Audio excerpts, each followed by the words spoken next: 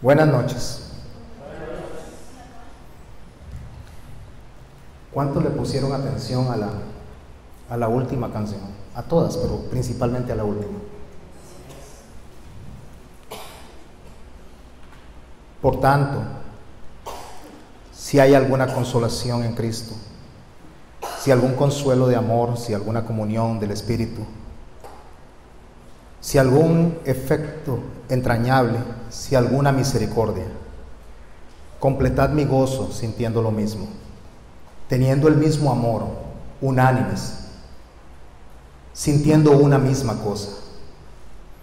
No hagáis nada por contienda o por vanagloria, antes bien con humildad, estimando cada uno a los demás como superiores a él mismo, no mirando cada uno por lo suyo propio, sino cada cual también por lo de los otros. Haya pues en vosotros este sentir que hubo también en Cristo Jesús, el cual, siendo en forma de Dios, no estimó el ser igual a Dios como cosa a que aferrarse, sino que se despojó a sí mismo, tomando forma de siervo, hecho semejante a los hombres, y estando en la condición de hombre, se humilló a sí mismo, haciéndose obediente hasta la muerte y muerte de cruz. Por lo cual Dios también le exaltó hasta lo sumo, y le dio un nombre que es sobre todo nombre, para que en el nombre de Jesús se doble toda rodilla,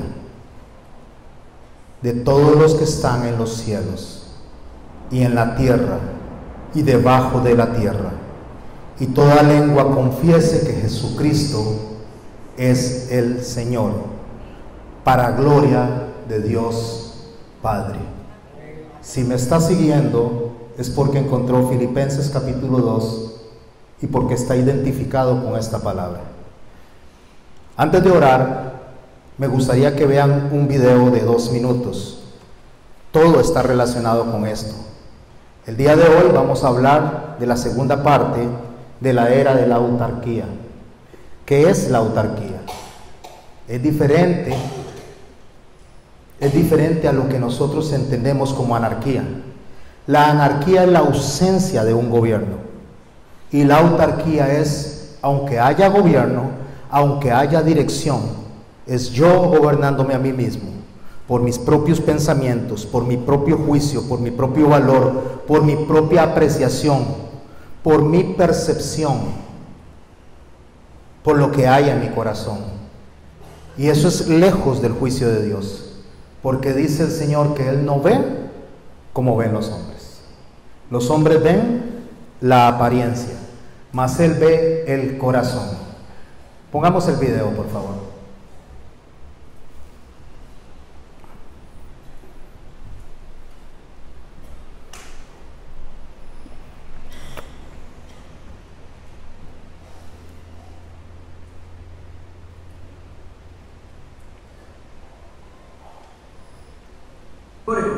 En un campo de trigo. Gracias a Dios estoy en Portagorio, en un campo de trigo. En un momento antes de recolectarse, el trigo está maduro. Y fíjense qué curioso que el Señor dijo que cuando el grano de trigo estaba maduro, se manifestaba la cizaña. Ustedes dirán, pero ¿cómo distinguir el trigo de la cizaña? Si usted nota, todas las espigas que tienen frutos, ellas se agachan. Y con la brisa, cuando hay brisa, alaban. El cristiano verdadero aprende a humillarse, el que tiene fruto, pero el que no tiene fruto es como la cizaña, que aparenta tener fruto y quiero que la conozcan. Aquí hay dos. Noten que ella no se inclina, sino ella está para adentro. Y la verdad es que aunque aparente tener fruto, es poco, no tiene nada. No tener peso, ella hasta se perdida, orgullosa, haciendo creer que es más. Mientras los otros que verdaderamente tienen frutos se humillan y aprenden a alabar a Dios. La cizaña está claramente aquí marcada. Y fíjense que si se comiera la cizaña, produce un dolor de estómago. Y si se comiera mucho, diarrea o vómitos, o hasta la persona puede morir. Qué terrible es la cizaña que se mete entre el trigo. Pero a la hora que el trigo está maduro, es cuando se manifiesta la cizaña. Quizás tú dirás, pero ahora que todo está bien, ¿por qué resultó la cizaña? Porque Jesús dijo que la cizaña se manifestaría cuando el trigo fuera maduro. Pero al final, no nos toca a nosotros cortarla. El mismo Señor dice que mandará ángeles a cortarla y a quemarla en manojos.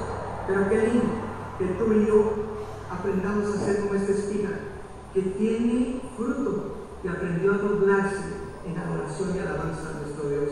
Así que en el nombre de Jesús, a ser mansos y humildes como nuestro Señor Jesús. Yo había puesto esto en la iglesia, creo que la mayoría lo vieron. Cuando vemos la cizaña está erguida, está puesta como orgullosa, aunque es una planta, es la figura que Jesús está usando para enseñarnos a nosotros. Está erguida mientras que el trigo está agachado, dice que en señal de adoración. La pregunta es, ¿cómo tenemos que adorar? ¿Adorar es cantar? ¿Adorar es limpiar la iglesia? ¿Adorar qué es para la mente de Dios? Dios nos creó para adorarle, para eso nos creó Dios. Pero ¿qué es adorar a Dios? Eso es lo que vamos a ver hoy. Y vamos a cerrar con la adoración de Cristo, cómo Jesús adora a Dios y de la misma manera nosotros tenemos que adorar a Dios. Porque hemos pensado que adorar es básicamente un rito. Y adorar no es un rito. Adorar es un estilo de vida. Es una forma de vivir. Es ser como Cristo. Es imitar a Cristo. Tratar de ser como Él. Llegar hasta la estatura del varón perfecto. Oremos, por favor. Padre, en el nombre de Jesús te agradecemos el permitirnos estar acá, Señor. Gracias, Señor, por la inspiración que has puesto en esos cantantes, como en la última canción, Señor. Gracias por la letra. Aunque sabemos, Señor, que la letra fue tomada de tu misma palabra, Señor, pero le has puesto a ellos la música, la poesía, la forma, Señor, en transmitir ese pensamiento que dejaste plasmado. Gracias por esta noche, Señor. Gracias por tu enseñanza, Señor. Ayúdanos a tener una mente dispuesta, Señor, un espíritu, Señor, humilde para poder recibir tu palabra. Ayúdanos a quitar todo concepto y pensamiento de nuestra mente, Señor, de lo que creemos que es la verdad, de lo que creemos que es la justicia, Señor. Y pon, Señor, en nuestro corazón tu justicia, tu verdad, Señor. Y que actuemos consecuentes, Señor, a tu testimonio, Señor. A la fe que has implantado en tu iglesia, Señor.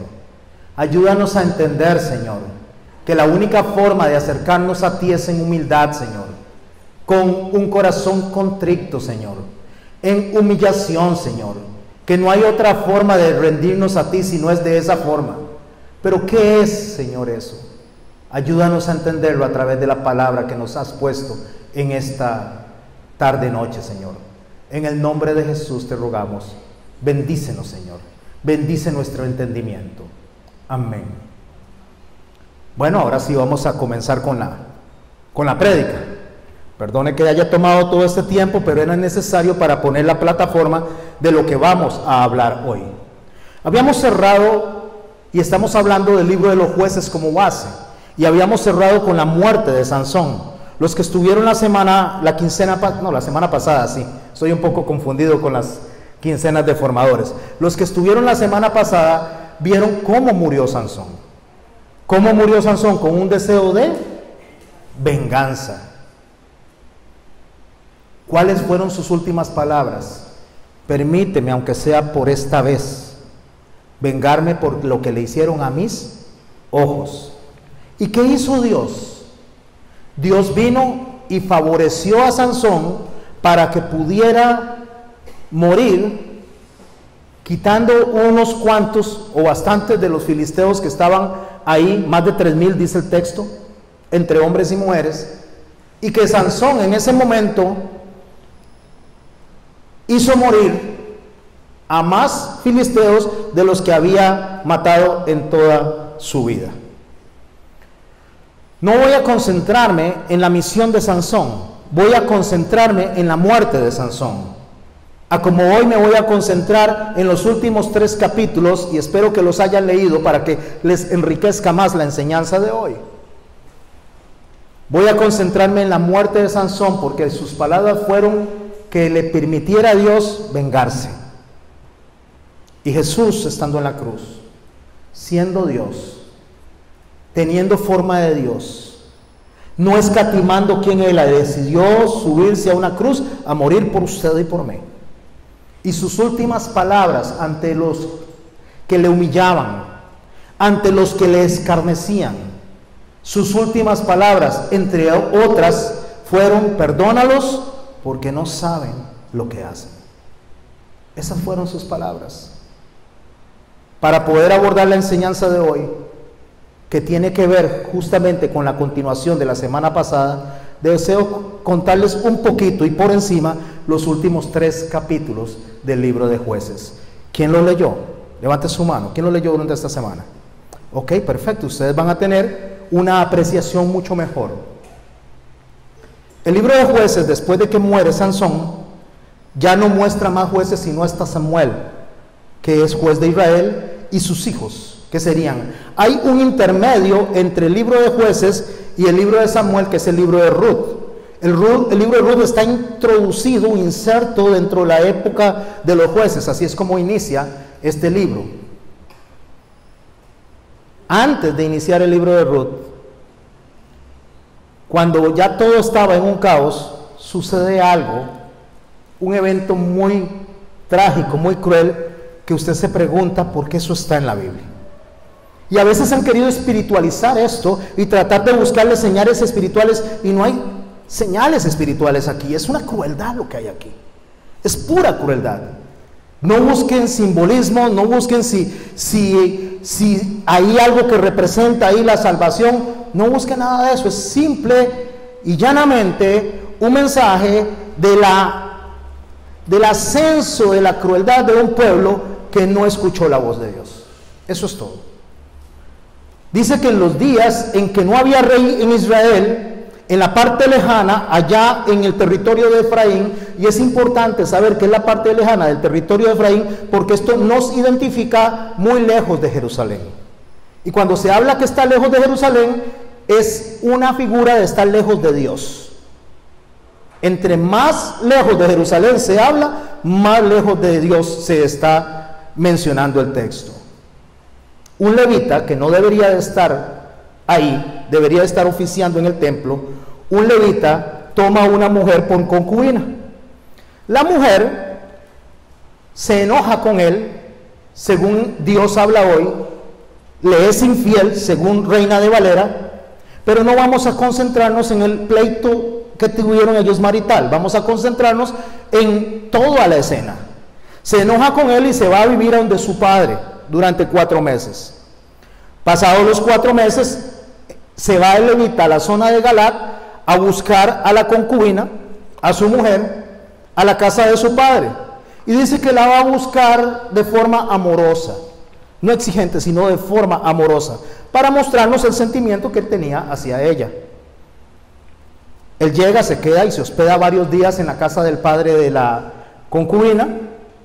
Él le dice que coma, lo recibe muy feliz, lo cual nos indica que había una buena relación entre el padre y el levita.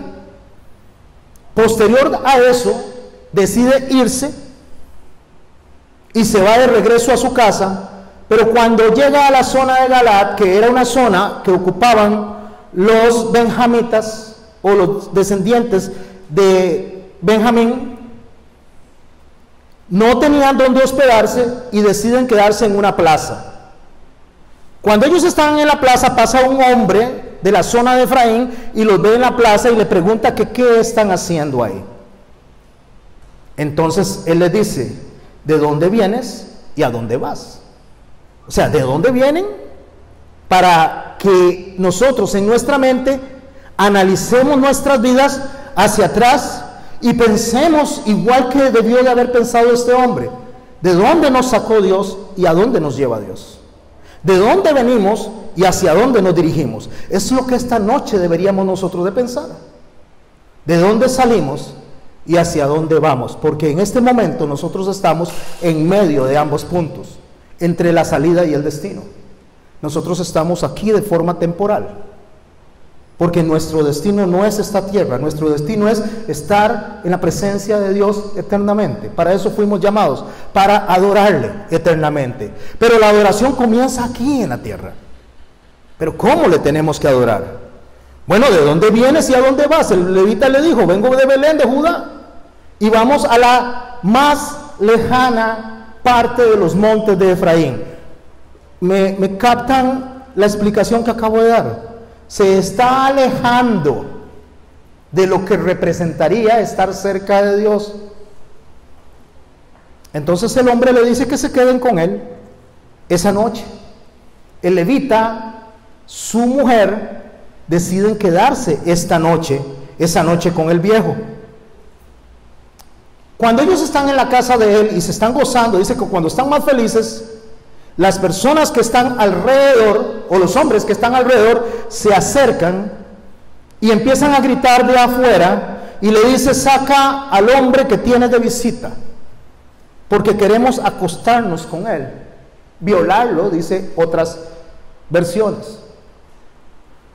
Este señor le ruega a ellos que no hagan eso y que le puede entregar a la concubina y le puede entregar a su hija para que no le hagan daño a este hombre. Más o menos muy parecido a la historia de Lot, muy similar. Pero estos hombres no le hacen caso, aunque ellos le rogaron, no le hacen caso. Entonces el levita lanza a la concubina afuera y estos hombres la toman y la violan toda la noche, durante toda la noche, desde el momento que la tomaron hasta el día siguiente. Al día siguiente, esta mujer se acerca al portal de la casa y cae boca abajo muerta por lo que le hicieron durante toda la noche. El levita sale, la pone en el asno y se la lleva para la casa. Llegado él a la casa, la descuartiza, es la palabra que se debe usar correctamente, en 12 pedazos. Y la envía a diferentes partes del territorio, a las 12 tribus de Israel. Pausa. ¿Cuántos no conocían esta historia? No la conocían. Levante su mano. Les parece horrible, ¿verdad? La descuartiza y la manda. Entonces, el capítulo 20 dice que se reúnen, y solo estoy haciendo una narración para que nos sea más rápido abordar el tema. El capítulo 20 dice que se reúnen todos alrededor del levita, los ancianos de Israel, y le preguntan qué fue lo que pasó. Él les cuenta toda la historia que ya yo les he contado, cómo sucedió y cómo de Galaad, que era parte de Benjamín, vinieron unos hombres a abusar de su concubina hasta el grado de matarla, hasta el grado de que ella amaneció muerta, y él vino y recalco, subrayo, la descuartizó. Esto es importante. La descuartizó en 12 pedazos. Un hombre había hecho algo muy similar a eso, Saúl. Cuando quería reunir al pueblo, agarró, ¿qué fue? ¿Cuál fue, pastor? Unos animales, ya olvidé. ¿Perdón? Unos toros, y los descuartizó y los mandó a todos los 12, a las 12 tribus de Israel, porque esto unifica.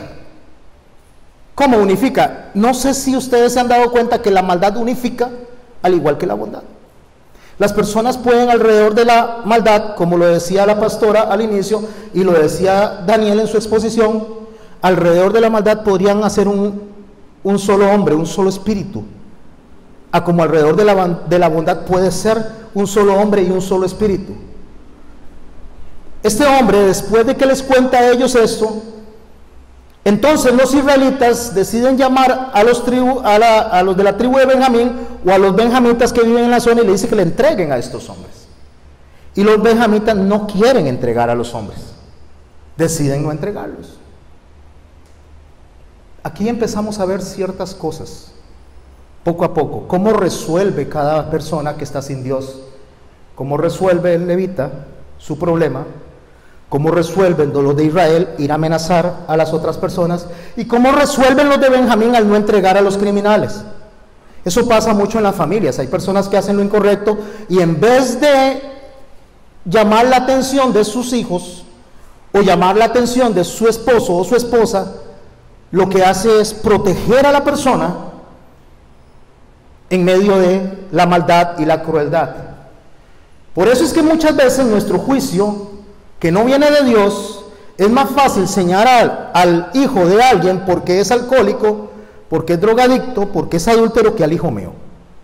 Soy más tolerante con los míos que con los de afuera. Si mi hijo se va con otra mujer, yo se lo perdono.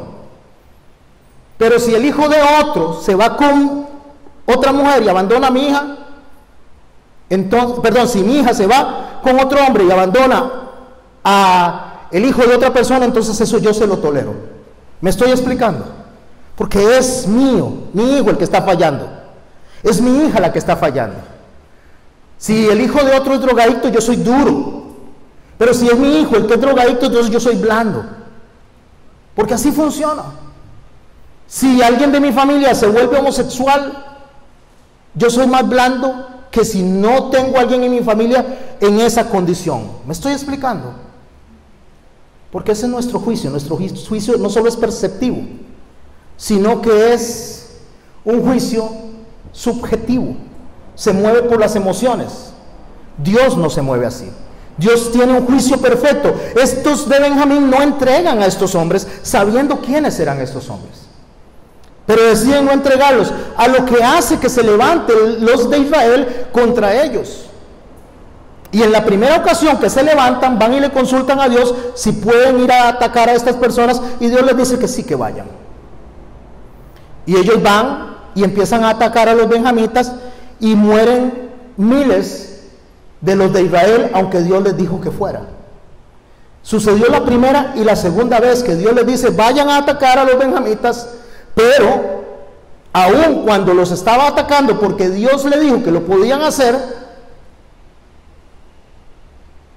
los de Israel, y cuando hablo de Israel hablo de esas 11 tribus, pierden miles de hombres muertos en manos de los benjamitas, que solo eran 26,000, y los otros soldados eran 400,000. A veces Dios nos permite hacer ciertas cosas a nosotros para ver hasta dónde va a llegar nuestro corazón, como cuando estudiamos, ¿se acuerdan a quién? A Balaam. Porque Dios deja ver hasta dónde nos vamos a mover nosotros sin recapacitar. Pero la tercera vez que vinieron a Dios y le dijeron que si podía ir, esta vez Dios dijo, vayan y yo se los entregaré en sus manos. Ya no solo les dijo que podían ir, sino que le dijo que se los iba a entregar en sus manos. Porque debía de haber un juicio contra los de Benjamín, pero un juicio contra los de Israel también. Porque el problema no lo tenía solo un lado, lo tenían ambos lados. El rencor, el resentimiento, la venganza, el deseo de atacar, lo tenían los de Israel. Y la tribu de Benjamín también tenía el deseo de proteger la maldad sin exponerla a la justicia. Pero no era una justicia como la de Dios. Es la justicia del hombre que nunca se ve satisfecho, que siempre va a querer tratar de sacar más y más y más. Porque sin esa conclusión, hasta que no vea muerto al otro, no se da por satisfecho. Y aun cuando ve muerto al otro, quiere matar a su hijo y quiere matar a su hija. ¿Y sabe qué dice? Que los de Israel fueron y avanzaron matando hasta los animales que se encontraban en el territorio. Era tanto el deseo de venganza, era tanta la maldad, tanto sentirse satisfechos, que no solo se limitaron a matar a las personas, sino a los animales. ¿Y qué culpa tenían los animales? Porque no se da por satisfecho. El ser humano no se da por satisfecho. La justicia humana siempre va a continuar más y más y más en crecimiento, hasta tratar de eliminar cualquier vestigio que le recuerde lo que le hicieron. ¿Qué no le hemos hecho a Dios nosotros? ¿Qué no hemos hecho a Jesús? ¿Y cómo termina Él en la cruz? Perdónalos porque no saben lo que hacen. Pasado este tiempo, el capítulo 21 de Jueces nos empieza a narrar que cuando Dios les manda a ellos a destruir o a matar a estos benjamitas, o les manda, no, les aprueba y les dice, yo se los voy a entregar, de 26,000 matan a 25,100. O sea, quedaron un poquito, prácticamente exterminaron a la tribu de Benjamín, a los hombres. No estoy incluyendo a las mujeres, estoy hablando de los hombres. Mataron a casi toda la tribu más joven de Israel por un deseo de venganza que viene alimentado durante todo el trayecto del libro de Jueces, y cuando Sansón muere con ese deseo de venganza. A veces yo digo, ¿por qué Dios permitió que Sansón muriera en esa condición? ¿Porque no lo dejó vivir? ¿Porque no le sanó los ojos? ¿O no podía hacer esto? ¿Sabe por qué? Porque quién sabe hasta dónde hubiera llegado Sansón con ese deseo de venganza. Porque nunca se hubiera dado por satisfecho, porque hubiera avanzado hasta donde él hubiera podido, y Dios no dejó que pasara de ahí. A veces, mis hermanos, cuando Dios nos detiene a nosotros en el camino, cuando nosotros venimos y morimos antes de tiempo, no nos damos cuenta de lo que Dios nos está librando. Ezequías, Dios le dijo que le iba a pedir el alma, que se preparara, que ordenara la casa. Y él viene y ora y presenta todos los argumentos por los cuales él creía que debía de vivir un poco más. Y Dios le da 15 años. Pero interesante que a ese rey dijo que como este rey no había antes uno, no hubo antes de él uno, o después de él como él, un varón justo. Pero Dios viene y le deja vivir 15 años más. ¿Y cómo termina él? Mal. ¿Puede usted leer la historia? Termina mal, mejor hubiera muerto ese día. A veces nosotros no entendemos cómo la justicia de Dios funciona para liberarnos a nosotros, o librarnos a nosotros de no ir con más cuentas y más facturas delante de Él. A veces la muerte nuestra es mejor que llegue temprano. Y si vamos a hacer las cosas delante de Dios correctamente, hablando de creyentes, hablando de pueblo, entonces está bien. Pero ¿quién conoce eso? ¿Usted lo conoce? ¿Yo lo conozco? Nadie lo puede conocer, solo Dios tiene todo el panorama completo, solo Dios tiene todo el escenario completo. Entonces Dios sabe por qué te deja vivir más tiempo o no te deja vivir más tiempo. Pasado esto, al haber exterminado prácticamente a todos los hombres de Benjamín, ellos se sienten tristes. ¿Y qué vamos a hacer? Dice. O sea, ¿qué vamos a hacer? Prácticamente hay una tribu extinta, eliminada. Quedan unos cuantos hombres, alrededor de unos 600, 800 hombres. ¿Qué vamos a hacer? Bueno, aquí lo que queda es que nosotros convocamos en una oportunidad a un montón de personas del territorio para que vinieran y hiciéramos un juramento de que no íbamos a darle a la tribu de Benjamín nuestras mujeres delante de Dios. Hicieron ese juramento antes de exterminarlos. Así estaba su mente, así estaba su deseo de venganza. Un grupo de personas de Galaad no fueron a esa reunión. Entonces los de Israel dicen, bueno, vayan, maten a todas las mujeres que están emparentadas, que ya han tenido relaciones con algún hombre, y maten a todos los hombres. Y tomen a las mujeres vírgenes y llévenselas a los de Benjamín. Y lograron llevar 400 mujeres para 400 de esos hombres. No eran suficientes. Así que tenían que hacer algo. Todos habían jurado no darle a sus mujeres a los de Benjamín, porque así estaba el odio. ¿Qué hacemos? Entonces hagamos una cosa. Hay una fiesta cada año. Entonces las mujeres en la fiesta salen bailando allá en Silo, y digámosle a los de Benjamín que caigan sobre ellas, que rapten, secuestren a las mujeres, para que los que faltan de tener mujer puedan completar su pareja, para que la tribu de Benjamín se siga reproduciendo. Y así lo hicieron. Si vienen aquellos hombres a decirnos ataquemos a los de Benjamín, les van a decir no los ataquemos, pero ustedes no han violado su juramento. Ustedes les secuestraron a las mujeres. O sea, en otras palabras, ataquen a los de Silo, y después de que atacan a los de Silo, nosotros vamos a decir que no sabíamos, que ellos solo los atacaron. Me explico, aunque ellos sí sabían. Eso es algo así como esto, para darle una idea. Eso es algo así como que usted venga y diga: no vuelvo a comprar lotería, no compro lotería nunca más. Pero resulta que cuando viene el acumulado, él sube y sube y sube, y usted prometió no jugar lotería, entonces dice: no, voy a decirle a mi hijo que la compre él. Yo no la estoy comprando. Yo no, la está comprando mi hijo.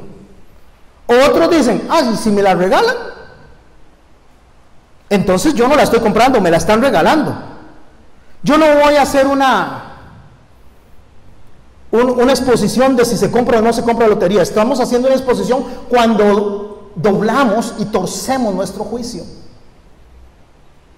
Cuando un pastor predica en contra del divorcio, pero resulta que su hijo y su hija se divorciaron, entonces cambia, tuerce y empieza a predicar diferente porque no le conviene. Cuando un pastor dice que las hijas deben de venir con falda larga hasta la rodilla, pero su hija se hace grandecita de 18, 19 años y se pone una falda cortita y ya no la puede controlar, entonces cambia el mensaje y empieza a torcer el mensaje. Eso es lo que estaba sucediendo en ese momento. Sea por conveniencia o sea por ignorancia, ellos hacían como mejor les parecía. Y así es como cierra el texto en el verso 25 del último capítulo. En aquella época aún no había rey en Israel, y cada uno hacía como bien le parecía. Ahora podemos tener todo el escenario. ¿Qué era lo que estaba sucediendo ahí? Una decadencia de valores espirituales. Como el día de hoy hay una decadencia de valores espirituales. En su familia, en mi familia y en todas las personas de la tierra. Y por favor, mis hermanos, ese es el problema que nosotros tenemos, que nosotros creemos que porque venimos a congregarnos aquí, nosotros somos mejores que los demás. Y no es así. Nosotros somos tan horribles como los demás, solo que metidos dentro de una concha, dentro de una máscara, con la cual engañamos a todo el mundo, menos a Dios. Porque el juicio de Dios es perfecto. El juicio de Dios viene hasta lo más profundo. El juicio de Dios llega hasta mis pensamientos. Aunque no haga, si pienso, el Señor me juzga. Porque el Señor no ve la apariencia, el Señor ve el corazón. Y yo creo que porque está en mi corazón, aunque no lo vean los demás, no estoy pecando. Y déjeme decirle que aunque no lo estén viendo los hombres, el Espíritu Santo lo revela y lo expone delante de Dios y delante de usted y yo mismo. Cuando Pablo dice allá en Corintios: sed imitadores de mí como yo lo soy de Cristo, no está diciendo que seamos como Él directamente, aunque la expresión idiomática pareciera que nosotros tenemos que conducirnos como Cristo, como Pablo. Lo que Pablo está diciendo es que nosotros deberíamos de ver la luz de Cristo en Él. Y si nosotros vemos la luz de Cristo en Él, Él está haciendo un buen testimonio para que nosotros imitemos su forma de conducirse. No está diciendo que seamos como Él en el objetivo, en la meta. Porque si fuera así, mi hermano, la mitad de la teología paulina se caería. El libro de Romanos deberíamos de quitarlo de ahí. Porque Pablo no se está poniendo como ejemplo para nosotros a seguir. Está diciendo que la luz de Cristo debería brillar en Él. Y el libro de Hebreos también nos habla de la misma manera. Y vamos a abordar ahora un capítulo, el 11 y el 12 rápidamente. Pero vea lo que dice Pablo en el contexto de sed imitadores de mí como yo lo soy de Cristo. Por eso es que yo le digo que no le demos honor a los hombres, porque es muy fácil compararnos con los hombres, es muy fácil compararnos con un pastor, es muy fácil compararnos con David, es muy fácil compararnos con Josué, es muy fácil compararnos con Moisés, porque eso nos permite a nosotros una vía de salida cuando nos equivocamos, porque decimos, si ellos se equivocaron, entonces yo tengo la licencia para equivocarme, y no es así, porque el único parámetro que Dios usa para que nosotros nos comparemos es con Jesús. Sean perfectos como mi Padre es perfecto. Ahí está el estándar. ¿Podemos ser como Dios? Imposible. Pero es el estándar. ¿Puesto los ojos en quién? En Cristo. Vean lo que dice Pablo en el contexto del capítulo 10 de Primera de Corintios. Solo voy a leer 3 frases. En el verso 24, ninguno busque su propio bien. En el verso 33, no procurando mi propio beneficio, sino el de muchos, para que muchos sean salvos. Eso es lo que Pablo nos está enseñando a nosotros en el contexto de dejar de ser imitadores de Él como Él es de Cristo. Renunciar a nosotros mismos por el beneficio de los demás, renunciar a nuestro deseo de venganza, renunciar a nuestro deseo de justicia, renunciar a lo que yo considero que es lo correcto, porque el único que sabe lo que es correcto y el estándar a seguir es Dios. Porque si usted y yo tuviéramos en nuestras manos la posibilidad de vengarnos sin que la justicia nos persiga, ¿a cuántos no hubieran matado? ¿O a cuántos no mataríamos? Piensen en eso. Primera de Tesalonicenses, en el capítulo 5, Pablo dice así en el verso 12: os rogamos, hermanos, que reconozcáis a los que entre vosotros, reconozcáis a los que trabajan entre vosotros y os presiden en el Señor, y os amonestan, y que los tengáis en mucha estima y amor por causa de su obra. Tengámoslos en estima y amor, ¿por qué? ¿Por ellos? Tengámoslos en estima y amor por lo que significan ellos como personas. Él nos dice muy claro, por causa de su obra. ¿Por qué por causa de su obra? Porque son representantes de Dios en la tierra. No es por otra cosa. No es por la persona, sino por lo que están haciendo, que los debemos de estimar. Tened paz entre vosotros. También os rogamos, hermanos, que amonestéis a los ociosos, que alentéis a los de poco ánimo, que sostengáis a los débiles, que seáis pacientes para con todos. ¿Y qué es ser paciente? Le enseñaba yo en formadores el viernes anterior que la paciencia no consiste en una espera solamente indefinida, consiste en esperar sin quejarse.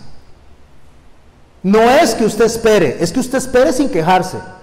Porque si usted y yo esperamos quejándonos, eso es ser impaciente.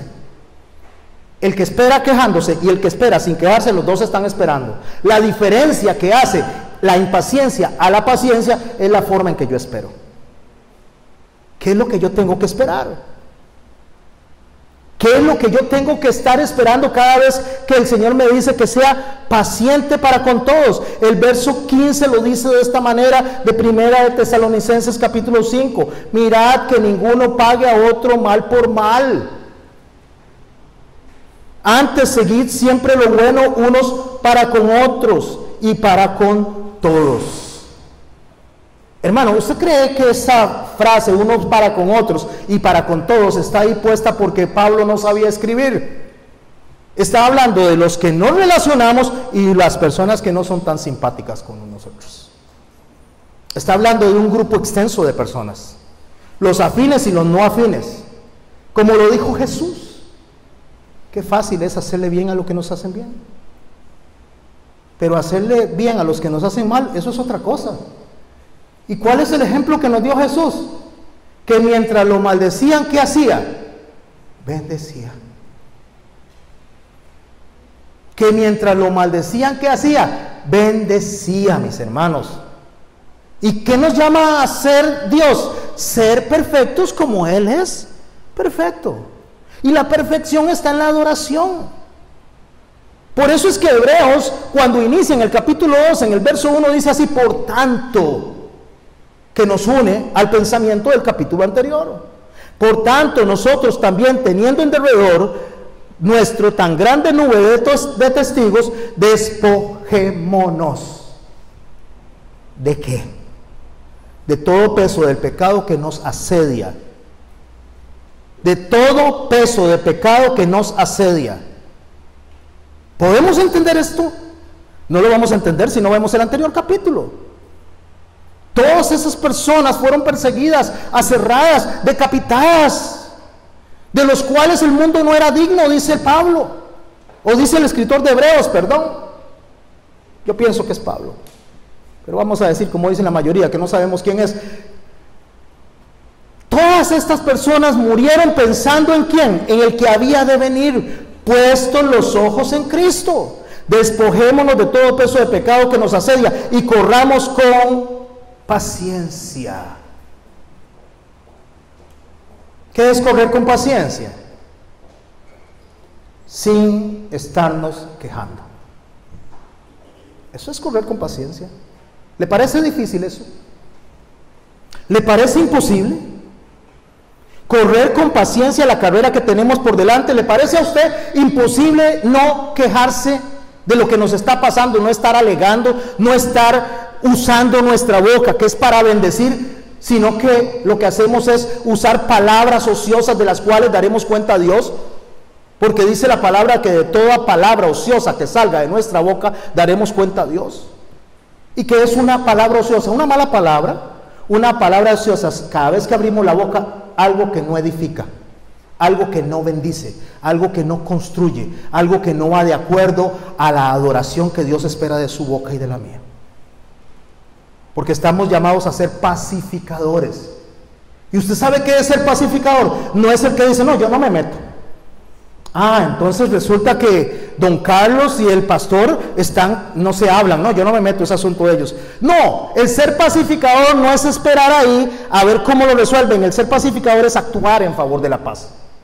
Es acercarle al pastor y decirle, pastor, ¿qué es lo que pasa? ¿Cómo es posible? Esta iglesia, no nos hablamos, no nos dirigimos la palabra. ¿Cómo es posible? Tenemos que resolver esto porque esto afecta al cuerpo de Cristo y no adora a Dios. Pero la espiga levantada muy probablemente no va a querer agacharse. Y Dios quiere que nos agachemos, que lo adoremos. ¿Y cómo tenemos que adorarlo?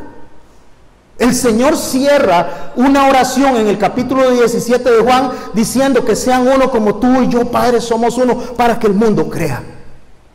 Porque el mundo no va a creer si usted y yo no podemos relacionarnos por la situación que sea. Por eso es que Él dice en Hebreos que nosotros no hemos soportado hasta la muerte, hasta la sangre.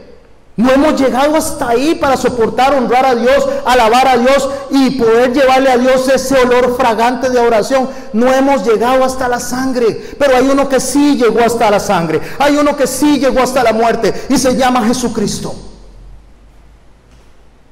Y ese que llegó hasta la muerte, cuando lo ofendían, ¿qué hacía? Bendecía.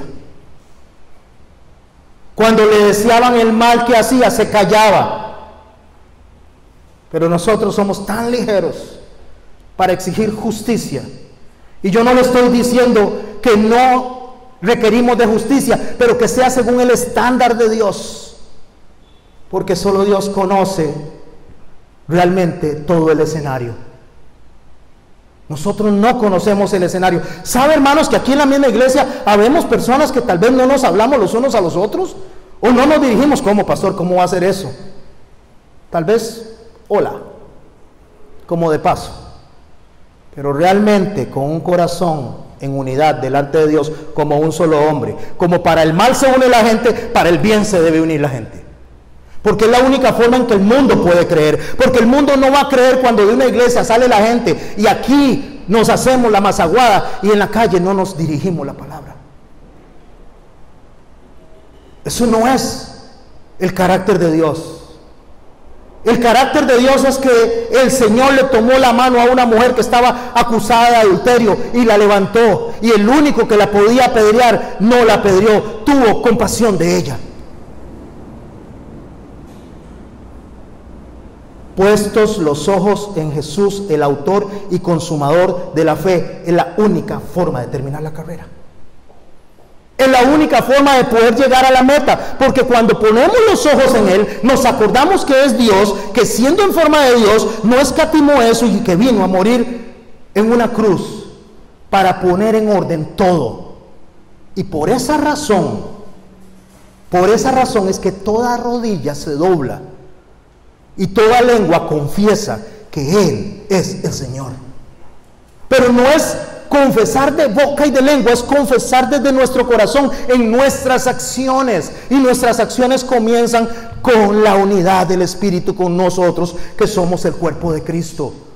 Nuestras acciones comienzan orando e intercediendo por aquellas personas que aún no conocen al Señor, y dejar de estar señalando lo que ellos no ven como normal, porque para ellos hay oscuridad. Y nosotros que tenemos una pizca de luz, una centella, como que apagáramos esto y una luciérnaga entrara. Eso es todo lo que nosotros tenemos, una luciérnaga, y pensamos que tenemos todo un faro de luz. Tenemos una luciérnaga, porque nosotros estamos también en aprendizaje. Por eso es que tenemos que poner los ojos en Jesús, que es el autor y consumador de la fe. ¿Y qué había en el capítulo anterior? Una gran nube de testigos a la cual nosotros debemos observar. ¿Para qué? ¿Para qué tenemos que observar a Abel, a Enoc, a Noé, a Abraham, que no creyó en primera instancia lo que se le estaba diciendo de su hijo? Porque rió. Lo mismo que su esposa, y puede leerlo. A Isaac, a Sara, que no creyó a los ángeles cuando llegaron a decirle que en un año iba a tener un hijo. ¿Qué vamos a aprender de esos testigos? Como José, como Moisés, como Rahab la ramera. ¿Y qué más digo? Dice el escritor, porque el tiempo me faltaría contando a Gedeón, a Barak, a Sansón, a Jefté, que son los que mencionamos la semana pasada. ¿Qué es lo que vamos a ver en ellos? Que fueron apedreados, aserrados, puestos a prueba, muertos a filo de espada, angustiados, maltratados, de los cuales el mundo no era digno. ¿Qué tenemos que ver en ellos, mis hermanos?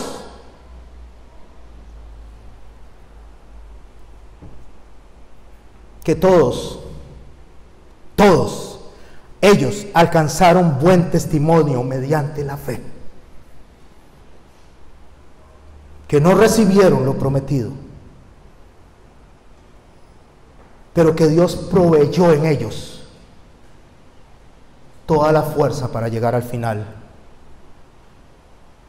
y no permitió que fueran perfeccionados como usted y como yo, porque ellos no tienen lo que usted y yo tenemos, que es el sello del Espíritu Santo después de la resurrección de nuestro Señor. Porque vana sería nuestra fe si Jesucristo no hubiera resucitado. Por eso es que Hebreos 2 en el verso 3 dice también: considerad a aquel que sufrió tal contradicción de pecadores contra sí mismo. ¿Quiénes son esos? Los del pasado, los del capítulo anterior, y más todas esas personas por las cuales Él murió por usted y por mí, los que todos los días hacemos juicios humanos, juicios de percepción, juicios subjetivos. Pero todas estas personas llegaron al final por una sola razón: porque pusieron la fe en el galardonador, en el único que podía llevarlos al final. Pero ¿de dónde salió esa fe? ¿De dónde sale la fe? ¿De dónde nace la fe? Nace de mí, nace de usted. ¿Sabe qué dice ese mismo Pablo? Dice que no hay justo ni aún uno, no hay quien busque a Dios. Ni usted ni yo buscamos a Dios, Dios nos buscó a nosotros. Ni usted ni yo pensamos en Dios, Dios pensó en nosotros. Y se ve plasmado en Jesús. Fue Jesús el que vino al encuentro suyo y al encuentro mío, no fuimos nosotros. No nos equivoquemos. Lo que el Señor está diciendo de esa nube de testigos es que todas esas personas, si no hubiera sido por Jesús, no hubieran llegado al final. Lo que Pablo está diciendo es que pongamos los ojos en ellos para poder observar que en medio de sus aciertos y en medio de sus deficiencias, en medio de su pecado, ellos terminaron la carrera. Y usted y yo vamos a terminar la carrera si hemos sido sellados por el Espíritu Santo. Y déjeme subrayar, si hemos sido sellados por el Espíritu Santo. Pero la única forma de conocer si tenemos el sello del Espíritu Santo es cómo nos conducimos los unos con los otros. Porque si usted y yo no nos conducimos como Cristo se conduciría caminando en esta iglesia, usted y yo no somos de Cristo. Usted y yo somos personas que llenamos una banca. Usted y yo somos personas que estamos caminando bajo nuestra propia justicia. Usted y yo somos que hacemos lo que bien nos parece. Usted y yo ponemos el estándar que Dios no está poniendo. Usted y yo estamos lejos de la fe de Cristo. Y escuche lo que digo, no estoy diciendo la fe en Cristo, estoy diciendo la fe de Cristo. ¿Por qué es la fe de Cristo? Póngase a pensar en eso. ¿Por qué Pablo nos dice que nosotros tenemos que tener la fe de Cristo? Porque no es suya, no es mía, fue puesta por Dios en nuestro corazón. Es el primer don que Dios nos da, es el primer regalo de misericordia que Dios nos da, el poder escuchar esta noche y que lo que yo estoy diciendo cale en nuestros corazones y se interiorice en su corazón y en el mío y lo pongamos en práctica. No nace de usted y de mí, nace de Dios a través de la obra de Jesucristo. ¿Qué debería de producirnos el hecho de que usted y yo estemos entendiendo? El hecho de que usted y yo sepamos dónde poner la alabanza y la adoración. ¿Qué debería de suceder en nosotros? Ser agradecidos. En vez de ser orgullosos. En vez de ser una espiga levantada. Ser una espiga que se agacha. Una espiga que se humilla delante de Dios. Una espiga que adora a Dios. Pero ¿cómo cuesta? Y Salomón dice que antes de la caída está la altivez y el orgullo de espíritu. Y es necesario humillarnos para ver si adoramos a Dios de la forma correcta. Entonces nos preguntamos por qué Sansón terminó como terminó. Porque tuvo que ser humillado al final para poder estar delante de la presencia de Dios después de la muerte. Me fue necesario, dice David, ser humillado. Porque cuando usted y yo no bajamos la cabeza, Dios la baja. Porque este pueblo dice de dura cerviz. Usted sabe que la cerviz, la nuca. ¿Cómo cuesta decir, Señor, voy a hacer lo que tú dices? ¿Y qué es lo que el Señor dice? Ámense los unos a los otros como yo. Ahí está el estándar. Ámense los unos a los otros como yo los he amado. ¿Y cómo nos amó el Señor? Con un deseo de venganza en un anfiteatro filisteo, donde dijo Sansón: permíteme esta vez vengarme por mis ojos. No como Jesús nos amó, como Jesús nos ha amado, que estando en la cruz, en el peor día de su vida como hombre, dijo: perdónalos porque no saben lo que hacen. Ah, no, es que sí saben. Yo sí sé que el pastor me ve con ojos feos. Yo sí sé que Madeleine me ve con ojos feos. ¿Qué sabemos nosotros? Nosotros no sabemos nada. Nosotros solo vemos lo que está afuera. Pero Dios ve lo que está dentro. Y muchas veces no son los ojos, no es la acción, es lo que está en el corazón. Y el solo hecho de ver yo diferente a como ve Cristo, ya eso no es adoración a Dios. Aunque haga muchas cosas que parece que le están adorando. Puede hacer muchas cosas que parece que le están adorando. Por eso es que Pablo, cuando aborda la carta a Timoteo, en 2 de Timoteo, en el capítulo 3, en el verso 1, inicia de esta manera: también debes saber esto, que en los postreros días vendrán tiempos peligrosos, porque habrá hombres amadores de sí mismo. Y se lo aplicamos a los pastores de la prosperidad, y no, mi hermano, eso es para usted y para mí. Lo que está hablando es de orgullo, de vanidad, de amor propio, de hacer como bien nos parece, como a nosotros creemos que es nuestra justicia para darnos por satisfechos. Y Pablo dice: a estos evita. A estos evita. A los que son amadores de sí mismos. Y voy a decir una serie de características que tienen, y solo me voy a concentrar en unas cuantas. Son avaros, son vanagloriosos, soberbios. Resalto esta. ¿Qué es una persona soberbia? La que tiene un sentimiento de superioridad frente a los demás. ¿Y sabe cómo se manifiesta la soberbia? Cuando me olvido de dónde venía y para dónde voy. Cuando me olvido de dónde Dios me sacó y para dónde me lleva. Cuando me olvido de que Dios me vino a encontrar a mí donde estaba muerto en delitos y pecados. Y me olvido que la gracia de Dios operó en mí. Y la compasión de Dios operó en mí. Y que las demás personas, en vez de recibir mi crueldad, deberían de recibir compasión, como Cristo nos amó y tuvo misericordia de nosotros. Cuando le maldecían, bendecía. Blasfemos, desobedientes a los padres, ingratos. ¿Qué es una persona ingrata? Y subrayo este también: la persona ingrata es la que olvida con facilidad el bien que ha recibido.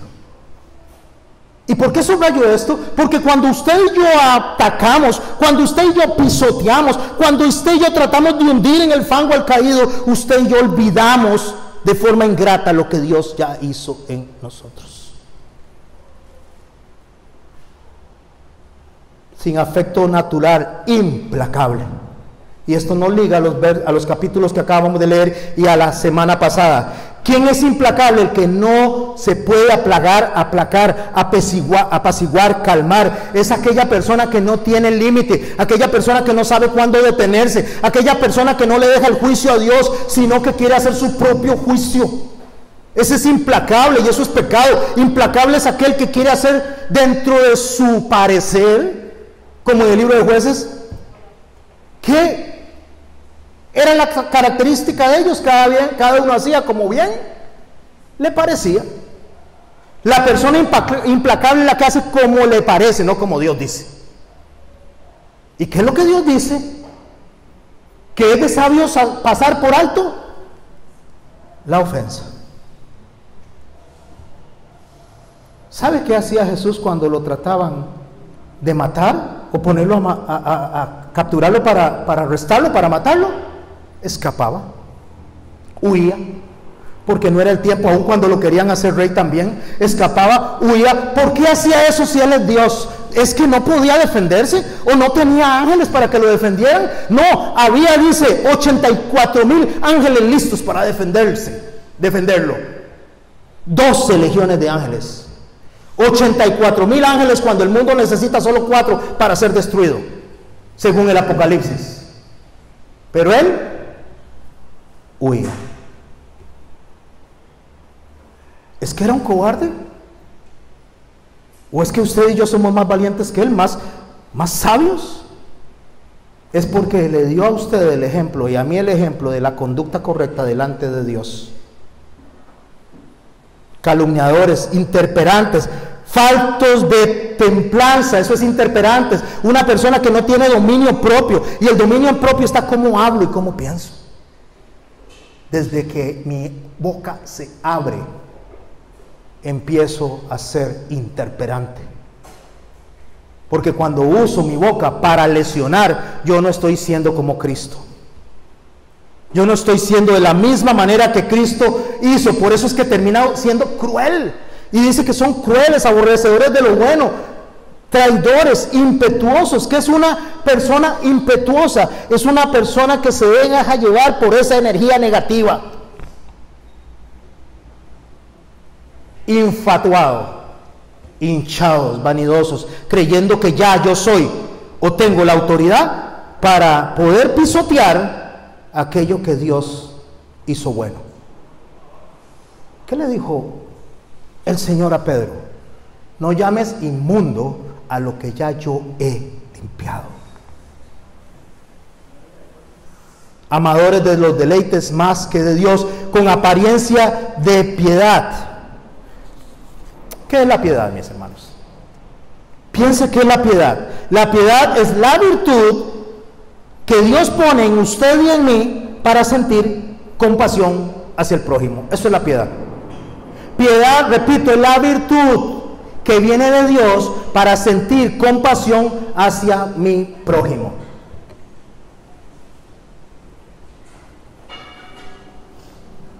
Cuando Jesús ve a las multitudes venir, dice en Mateo capítulo 9, que recorría Jesús todas las ciudades, verso 35, y aldeas, enseñando en las sinagogas de ellos y predicando el evangelio del reino, sanando toda enfermedad y toda dolencia en el pueblo. Y escucha lo que dice el verso 36, al ver las multitudes tuvo compasión de ellas. ¿Usted sabía que había entre las multitudes ladrones, prostitutas, homosexuales, fariseos, personas que le amaban a él, como los apóstoles, personas que querían la caída y asesinarlo, personas que lo querían hacer rey? Había de todo en esas multitudes, mis hermanos, y tuvo compasión de ellos. ¿De quiénes? ¿De solo los apóstoles? De todas las personas que estaban ahí, tuvo el Señor compasión de ellas. Y el verso dice, porque estaban desamparadas y dispersas como ovejas que no tienen pastor. Entonces dijo a sus discípulos, a la verdad, dice el Señor, la mies es mucha, mas los obreros pocos. Rogad pues al Señor de la mies que envíe obreros a la mies. Quiero cerrar en estos 6 minutos que me quedan y después que hagamos un canto. ¿Quiénes de aquí se consideran obreros de la mies, obreros del reino del cielo? Levante su mano. El que considera, yo soy obrero del Señor, yo soy obrero, y si no soy obrero, soy una persona que desea servir al Señor. Levante su mano de forma genuina. Usted sabe que la mies es mucha, y aunque todos ustedes levantaron la mano, somos poquitos. Y aunque somos poquitos, mis hermanos, somos poquitos entre los poquitos. ¿Y por qué somos poquitos entre los poquitos? Porque pocas personas quieren ser como Cristo. Son pocas las personas que quieren poner los ojos en el galardonador de la fe, autor, consumador y galardonador. ¿Y cómo se ponen los ojos en Cristo? ¿Cómo se pone la fe en Cristo? ¿Cómo se hace para ser como Él? Él nos dio la receta, amándonos los unos a los otros como Él nos ha amado. Hermano, yo creo que es tiempo de reflexionar en nuestra actuación. Es tiempo de empezar a pensar como Dios. Es tiempo de dejar de pensar menos como yo y más como Dios, porque ese era el problema. Era el problema que había justamente en el tiempo de los jueces. Cada uno hacía como bien le parecía. ¿Desea usted realmente ser obrero de la mies de Cristo? ¿Desea realmente usted conducirse como Cristo? ¿Desea realmente usted ser como Jesús? ¿O desea ser como Sansón que quería venganza? ¿O ser como Jonás que estaba enojado con los de Nínive y quería destruirlos? ¿O como Pedro que le cortó la oreja a Malco en un momento de impulso? ¿O desea usted ser como Jesús, que en esa cruz pensó en usted y en mí y dijo, perdónalo porque no sabe lo que hace? ¿Como quién quiero ser yo? ¿Es que voy a menospreciar lo que los demás hicieron? No, es que no debo de poner por encima lo que ellos hicieron a lo que Dios hizo en ellos. Y lo hizo en usted y lo hizo en mí. Y la adoración, mi hermano y mi hermana, no es cantar. La adoración sale de lo más profundo del corazón. La adoración es ser como Jesús. Porque dijo él, yo soy la puerta, yo soy el camino, yo soy la verdad, yo soy la vida. Y nadie se puede acercar a Dios si no es a través de Jesús. Y acercarse a Dios a través de Jesús es imitar las huellas de Jesús, es seguir los pasos de Jesús. Y seguir las huellas y los pasos de Jesús es copiar lo que Él hacía, hacer lo que Él hacía. Y lo que Él hacía era que cuando le maldecían, bendecía. Que cuando querían hacerle daño y le agredían, ¿qué hacía? Oraba por sus enemigos. ¿Quiere alguien de los que están aquí en esta noche adorar realmente al Señor? No de boca, sino de corazón. ¿Quiere alguien realmente sentirse identificado con este hombre? Y le digo hombre a nuestro Dios, Señor Jesucristo, pero le digo a este hombre que sufrió tal contradicción de pecadores. Con este hombre que, pudiendo ser libre, con solo decirle al Padre que le mandara 12 legiones de ángeles, decidió ir a la cruz, sabiendo por todo lo que iba a pasar. Pero sabía que era la única opción que usted y yo teníamos. No había otra opción. Pero qué ingratos que somos porque olvidamos eso. Qué intemperantes somos porque nos dejamos dominar por nuestras emociones. Y el Señor dice, ámense los unos a los otros como yo os he amado. Póngase de pie, mi hermano y mi hermana. Póngase de pie y le voy a decir que la adoración no es cantar. La adoración es vivir como Cristo le pide a usted y a mí que vivamos. Cualquier cosa que usted busque alrededor de eso es mera humanidad queriendo justificar sus acciones y mis acciones. Porque lo único que Dios acepta de usted y de mí es una sola cosa: amar como Él amó. No hay otra cosa, amar como Él amó. Esa es la forma de adorar. Porque si no tengo amor, nada soy. Porque si no tengo amor, de nada me sirve. Porque no importa si canto, lo que suena es como un címbalo que retiñe, que resuena por todo lado. Si no tengo amor, de nada me sirve. Si diera todos mis bienes, de nada me sirve. No importa lo que yo haga, si no tengo amor, no soy nada. Entonces, mi hermano y mi hermana, le invito a adorar a Dios, a bajar la espiga, a dejar que el peso de los frutos del Espíritu o el fruto del Espíritu en diferentes manifestaciones se presente. Y el fruto del Espíritu es amor. Es amor. El amor de Dios es perfecto. El amor de Dios sobrepasa todo entendimiento. Le voy a invitar a adorar y cerramos con una oración.